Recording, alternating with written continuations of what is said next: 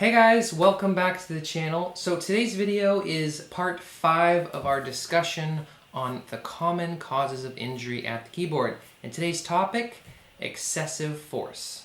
Let's get into it.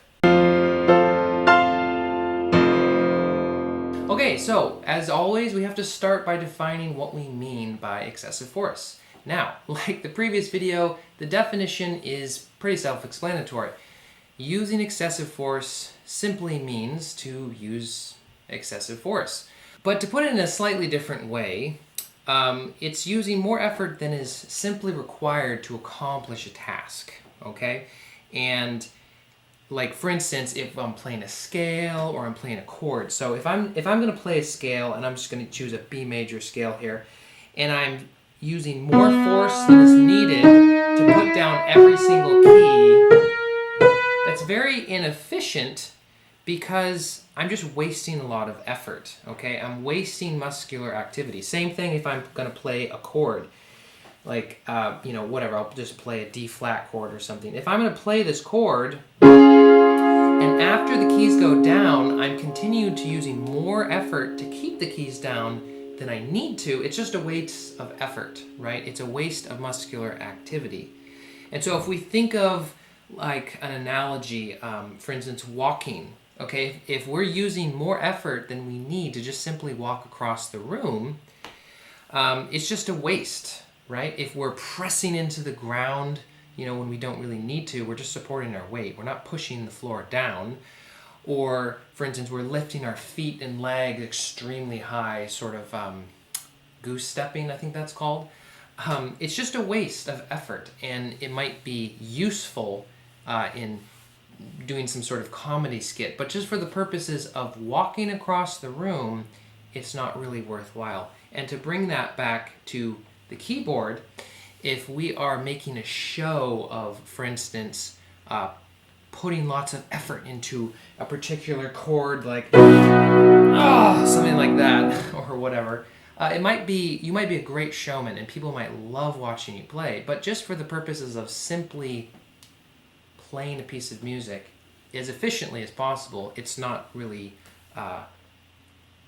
it's not necessary, okay? So in an extreme case, using extreme force or excessive force, right, it's not just inefficient, but is actually injurious, okay? Because every note we play, we're using more effort than is necessary, than is needed, and so we're sort of adding more effort, and it's adding more tension. Every time a muscle moves, there's a certain amount of tension that has to be there, okay? If we don't have tension, we can't do anything. But the key is that as much as necessary and no more, and once we've accomplished that, then we release, we relax. But the problem is when we put in that extra effort that we don't need, it's putting too much in. And so there's a danger of building tension, getting tighter and tighter as we go. And I wanted to use an example, the Chopin Waltz Opus 64, number 1. You'll know it, it's the Minute Waltz, okay? So, it starts, oops, typing on my computer accidentally. Okay, it starts with, I don't really need music, with this pattern. So you can imagine, okay, if I'm going to play that over and over again, and then of course it has that scale. If I'm going to play that, I have to use just as much effort that is necessary to play the keys themselves and no more. Otherwise, there's no way I can get a really lightness of touch. There's no way that I can get fast enough and really smooth sounding. And it's going to sound... Okay, see how heavy and ugly that is? And it's just strenuous, it's hard, and it can't possibly go really much faster. There's an inability to go faster than a certain point that will sort of hit that wall and not be able to go further. And this sort of brings up the question, how do we know how much effort is needed and no more, okay? It's a great question.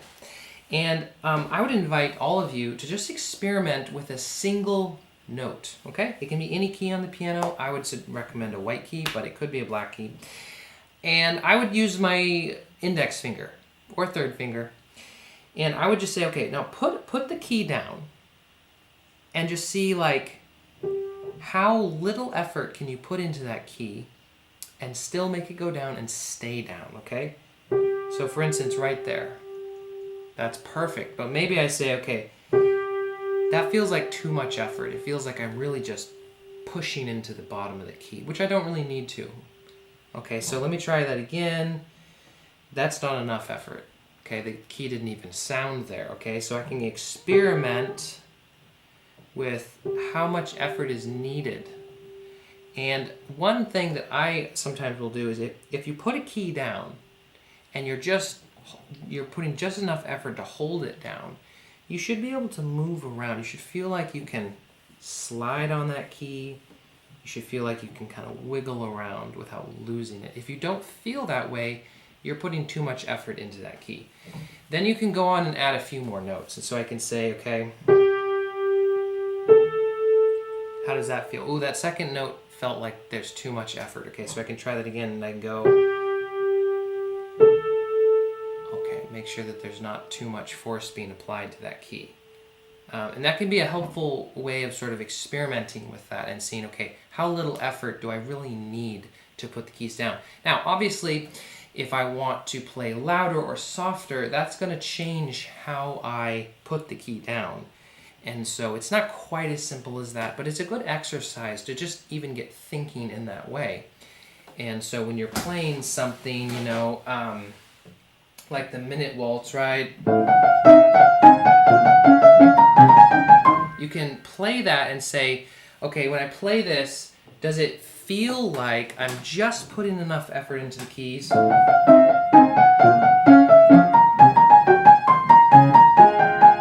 Or does it feel like I'm really pressing?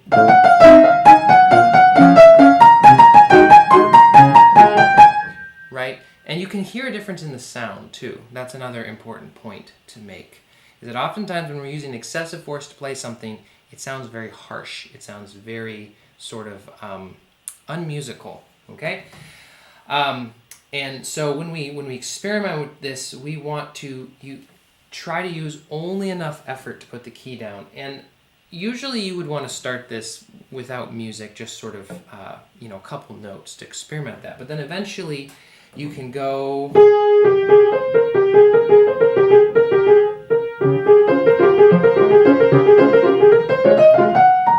You can play a little passage of music, not too fast, and you can say, okay, some of those notes didn't come through. I wasn't really there. I didn't quite, shift to that note, really, get there and put enough effort into that. So I can practice.